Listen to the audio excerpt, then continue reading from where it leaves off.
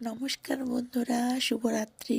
সন্ধেবেলা আমাদের মন্দিরটা কি সুন্দর লাগে দেখুন। কিছুদিন হলো আমার শাশুড়ি মা তমলুকে এসছেন, তাই তিনি বললেন আজ পাটিসাপটা পিঠা তৈরি করবেন সকালের জলখাবারে। তাই যেই বলা সেই কাজ, সকাল সকাল উঠেই তিনি পাটিসাপটার পুর তৈরি করছেন।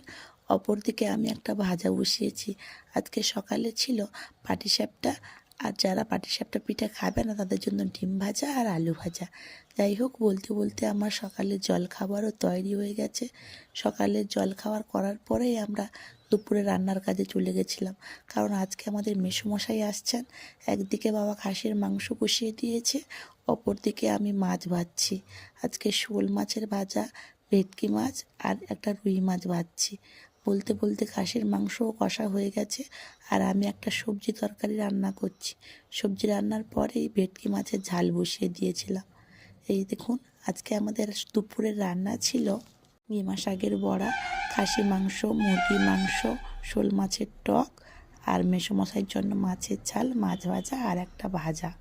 যাই হোক, বলতে বলতে রাত্রিও হয়ে গেল। এদিকে আমার মা লুচির জন্য লেচি কাটছে, আর মেজো মা একদিকে ঘুগনি আর সিমাই বসিয়েছে। বলতে বলতে লুচি ভাজাও শুরু হয়ে গেল। আপনারা সবাই ভালো থাকুন, সুস্থ থাকুন। দেখা হচ্ছে পরবর্তী ব্লগে।